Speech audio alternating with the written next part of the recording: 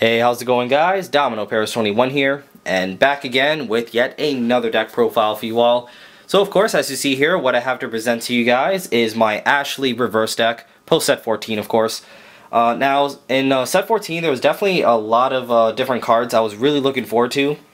But I'd say out of all of them, Ashlei Reverse was definitely the card I was looking the most forward to. Definitely for quite some time now. Just because, as far as Jewel Knights are concerned, they definitely been growing on me. Definitely becoming one of my favorite sub-clans in the game. I just really enjoy Jewel Knights a lot. I think they're really fun to play, and, I think they have a lot of great potential, but what they really needed was a nice, good, productive, boss unit. That really opens up a lot of different plays for the deck, and I think Ashlei Reverse does just that for the deck. So, yeah, Ashlei Reverse is just a really amazing card. Definitely one of the best cards to come out in set 14, and yeah, like I said, very excited for this deck. I actually got a chance to play it in one of my locals recently. Found a lot of success with it. And yeah, I pretty much didn't make any changes since then. I'm actually really happy with the build that I settled with. So yeah, without further ado, let's actually get to it. Alright, so to kick things off for grade 3s, of course you have your 4 Broken Hard Jewel Knight Ashlei Reverse, and of course your 4 Jewel Knight Ashleis. I finally actually managed to acquire an SP Ashlei. I was looking for one for quite some time. They were really hard to find. I just really like the SP pattern for set 10, and especially in a blue foil like this, because I really like blue foil, so really looks really nice. So yeah, thumbs up for that. So yeah, we're just sticking to the traditional 4/4 that you normally would in like a traditional cross ride build. So yeah, talking about Ashlei, reverse Ashlei, that is. Her ability is Limit Break 4, Counterblast 1, and lock one Jewel Knight Vanguard. You retire 1 unit in your opponent's front row, and you Superior Call any Jewel Knight from your deck onto your field. So really fantastic card, being an inherent +2, seeing that you give your opponent a -1 and a +1 for you when you Superior Call a free unit from your deck. So what I like so much about Ashlei Reverse is that it essentially combines, her skill essentially combines 2 of my favorite mechanics in the game, and that is retiring and tutoring. Usually for the most part, like all my competitive decks in Vanguard usually consist of either or even both. So it's really nice how her one skill actually combines both. So yeah, it's a really amazing skill just to essentially, consistently wear out your opponent a little bit by just constantly retiring any important units they may need to create that 18k column, when dealing with your cross ride body. And just being able to tutor anything from your deck is really good, because especially depending on what kind of field setup you're going for, there's definitely different types of options to go about to really create a nice offensively potent field for this deck, which at the end of the deck profile I'll actually show you a few basic setups I usually go about depending on your matchups. So it's nice that you can even call a grade 3 Ashlei, which Ashleis in general do play a pretty significant role compared to other decks, like other cross ride decks. So yeah, Ashlei Reverse, just a really fantastic card. Now, of course, talking a little bit about your traditional, Jewel Knight Ashlei. Now, of course, since the beginning, in set 10 when she was first released, she is regarded kind of still as one of the worst break rides in the game. But I think that the plus crit that she does provide for you when you break ride is definitely very valuable at times for this deck. Especially what I've been finding for this particular build compared to the previous Salome build, I noticed this deck does tend to start off a little bit slow, especially in the early game. So because it doesn't necessarily do any tutoring or setups until later in the game, so you tend to have a pretty slow start. In terms of establishing yourself early game, so therefore, you're not able to rush your opponent necessarily or establish a field very easily unless you happen to just draw, like, a really amazing hands. So that extra crit definitely should not be underestimated. Just that extra crit just helps, make up for that damage you missed out on, early game, when you're starting off slow. So it's really good, just help clean up all that spare damage you miss out on. So definitely, I'd say don't underestimate this break ride. It's actually a lot more valuable than people get it credit for. Now, next up for grade 2s, of course, you have your traditional 4 Tracy, just your 12k attacker, always going to be a standard. Then next you have definitely one of my favorite cards in the deck, 4 Jewel Knight Miranda. Definitely a new card coming out in set 14. Definitely a much needed card for this deck. So what she does is, if you have a Vanguard with Ashlei in its name, she gains +2 when she attacks. So she's a 9k base that attacks for 11, which is really, really amazing. And also her secondary skill, pretty good too as well, just to add some extra pressure to your opponent. What that is whenever she hits your opponent's Vanguard, you give one of your Jewel Knights +3, so it's like I guess like a Die Lady clone. In the form of an 11k beater, which is actually really good. So it's a nice way just to, of course, get some added pressure to your opponent. Because what's nice is, obviously, if you're able to create an 18k column in the opposite side of her, in the rear guard, if your opponent obviously lets her attack hit, then you get +3 to the other opposite rear guard column hitting for 21. So it just creates that added pressure, and she's usually a main target I try to give any trigger power to, just to help guarantee that pressure. So it's pretty nice. But what I do love about her is that just a constant 11k beater, which is something that this deck was really lacking before. So that's the main reason why she's definitely one of my favorite cards in the deck. And a lot of times she is my main target I go for when I use Ashlei Reverse's skill. So fantastic card in general. Then last for the grade 2s, of course, you have your 3 Tilda. Now, to be very honest, like, she's like my least favorite Jewel Knight out of like all the Jewel Knights. Because I mean, one, I really don't like her artwork. I really don't like this artwork. But but she is still very useful in the deck in terms of her skill. What she does is, while she's in the rear guard circle and you ride a grade 3 unit, you counterblast 1 and superior call 1 grade 1 or lower Jewel Knight. So it definitely makes for a nice strong opening. Just a nice way to get a nice free cheap tutor to your field without using as much counterblast. Initially I was still looking at continuing to play Sybil in the deck, but what I found playtesting with Sybil was that really her cost of counterblast 2 is just really, really heavy for this deck. Because seeing that, now that you have a Vanguard that you really rely on more now in terms of your win condition in the deck, you really want to prioritize as much counterblast as possible for Ashlei Reverse. So the last thing you want is to have any cards in your deck that could potentially compete with your main win condition card for counterblasting. So really, for the most part, Tilda just allows you to try to get some cheap tutors on the field if you're able to open with her. But if not, then it's not the end of the world. But I think she's really the best option outside the Tracy and Miranda, to be honest, right now. So I wish she could be something else, but hey, it's kind of, I think skill-wise, it's the best we got. But her art could be better, but whatever. Beggars can't be choosers, I guess. Excuse me. So next up for grade 1s, we have, of course, your 4 Shelly, just standard tanking attacker. Definitely got to run 4 of that. Then in terms of Sentinels, you have your 3 Perfect Guards and 1 Quintet Wall. So I was actually doing a little bit more experimenting with Quintet Walls. In this particular deck, I was actually playing with 2 Quintet Walls and 2 Perfects. But I personally just, I don't know, like, the thing with Quintet Walls is the fact that it does use Counterblast. Just like how I mentioned with Sybil, there are times where I felt like it was competing a little bit with Ashlei Reverse in terms of counterblasting. And the last thing I really wanted was to be in situations where I had to decide on whether I wanted to use Ashlei Reverse or use my Quintet Wall. So that's the main reason why I just decided to play the 1. Quintets are still nice. I really like Quintet Walls, just for the reason that it does give you a way to, block a high tier column, which normally, costs 2 cards in your hand to block. So it just gives you like a 1 card answer. And most importantly, since we are playing 3 Arwen in the deck, it just gives you another way to supply Ashlei's in your drop zone at the same time. So I think 3 Perfect Guards and 1 Quintet Wall is the perfect balance in the deck.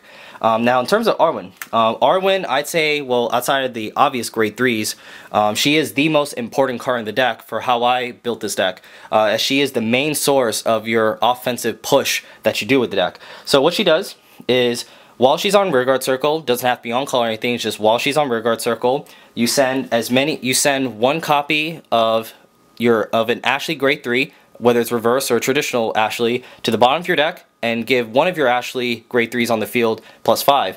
So it allows you just to essentially make those big pushes late game, which is why I say, which is why I said the grade 3 Ashleis actually play a much bigger role than being, traditional Vanguards. So it's really, really amazing. And there's definitely a lot of different plays and setups that I usually go for, which, you know, after I'm done showing you guys my deck, I'll actually show you how that works. But definitely a MVP of the deck, I'd say. And then last for the grade 1s, of course you have your Prismies.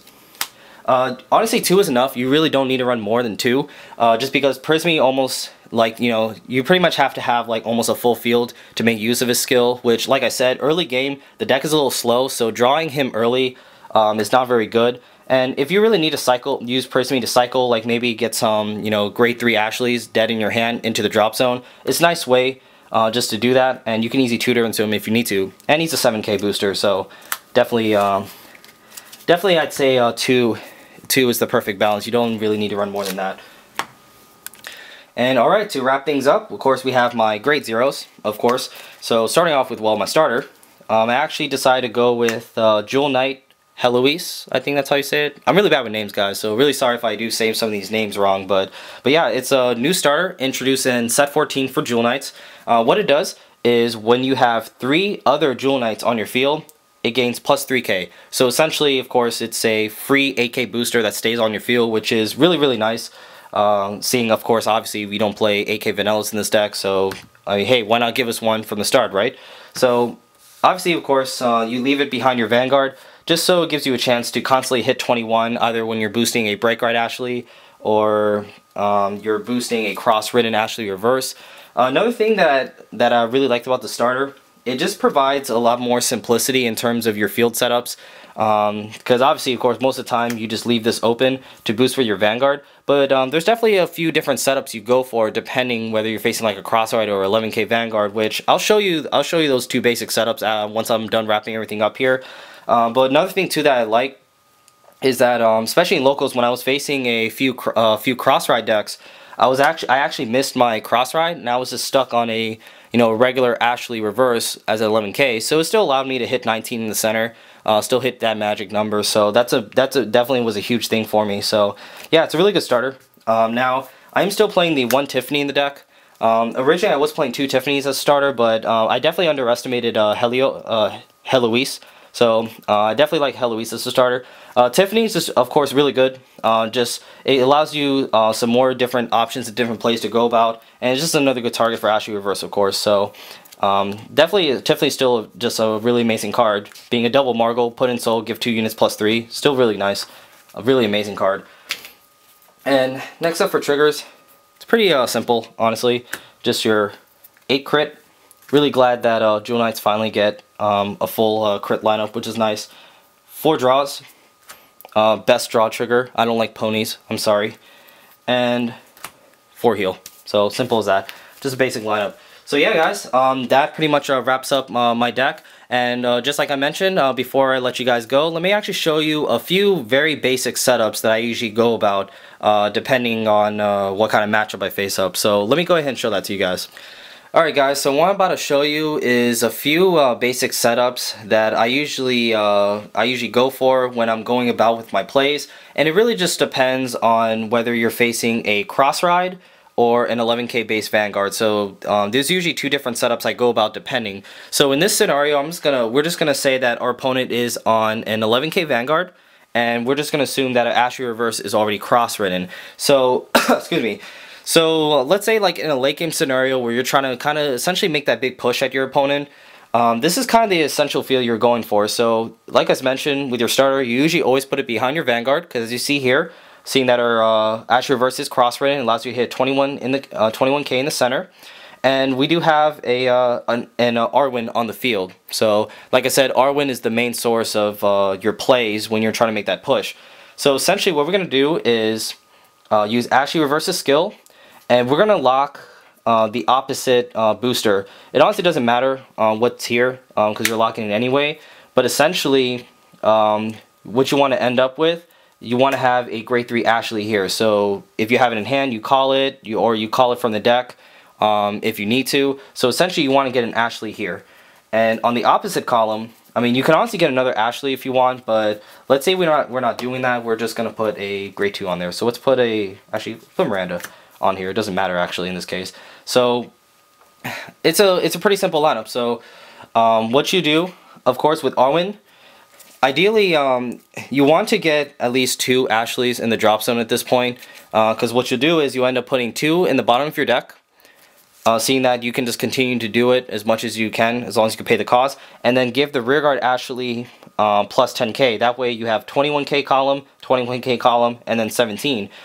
Another play you obviously can do, like play you can do as an extra step, like, you know, let's say you start off with like this, you go Ashlei reverses skill, lock the opposite booster as the Arwen, because obviously you don't want to lock Arwen. Call out a Tiffany, and then it obviously, of course, it depends on what you have in your hand and such, but you know, you call out Miranda, put Tiffany in soul, give these 2+3 so it hits that next tier column, and then you just get an Ashlei out and then double pump this, so that way all 3 of your columns are hitting that 21k plus mark. So it's a nice way just to make the push at your opponent. Now, if you're not, like, traditionally, like, you know, if it's not really late game, you're not really trying to make a push at your opponent, like, just consistently, you just want to just usually just keep locking this, keep retiring the opponent's front row, just call out what you need, and you can just use Arwen just one at a time, just give this +5, so that it pretty much mitigates the loss of a booster by locking it. So it's a nice setup just to continue wearing out your opponent with, and then you still have that 21k in the center. Now, excuse me, now dealing with cross rides, you do something just slightly different, because when you deal with the cross ride, again, we're just going to assume that Ashlei Reverse is cross-ridden, but what you do instead when you're dealing with cross ride is you lock the Vanguard booster instead. And essentially, you kind of, I mean, like I said, you tutor based on what you have in your hand, but in the end, you kind of want to end up with something like this. Now, in front of the Arwen, the ideal target is Tracy, just because it actually allows you to hit that 18k column, which is a magic number against cross rides. And then, of course, here you want to have a 7k booster boosting a grade 3 Ashlei, hitting again for that 18. So then with Arwen, you just send maybe like 1 Ashlei in the bottom of your deck, and you give the +5 to your center Vanguard, so it still hits for 18. The reason why you want to lock the Vanguard booster, although it is an 8k, hitting for 21 versus a cross ride makes no difference than 18. So the fact is that you can just give this +5 and essentially make it the same guard if you left this open anyway. It's a lot better. That way you don't sacrifice the power of your rear guards, which you really need to have boosted to handle a cross ride. So it's simple as that. I mean, to add more to it, I mean, you can get like a Tiffany out and give this column +6, so it's like 24. If you have more grade 3 Ashleis, you can even dump them and start like making these even bigger, because it actually still hits some amazing numbers against cross ride. So like I said, guys, it's very simple. That's really the final setup you really want to go for. So depending on what you're drawing to in your hands, that's really what you go for. It's fun stuff too, you know, like if you have a lot of Ashleis in hand, you can just keep replacing them, drop them in your drop zone, and then Arwen them. So that's why I love Arwen so much. Really amazing card. So yeah, guys, just a basic. This is pretty much, I guess, my basic tutorial of pretty much how I go about playing this deck. So as always, guys, thank you guys so much for watching. As always, definitely leave a comment down below with any questions and such for me. Let me know what you guys think. Definitely give it a thumbs up if you definitely like this video. I definitely appreciate that. And as always, don't forget to subscribe to my channel if you hadn't. Once again, guys, thank you guys so much for watching, and I'll see you guys next time. Later.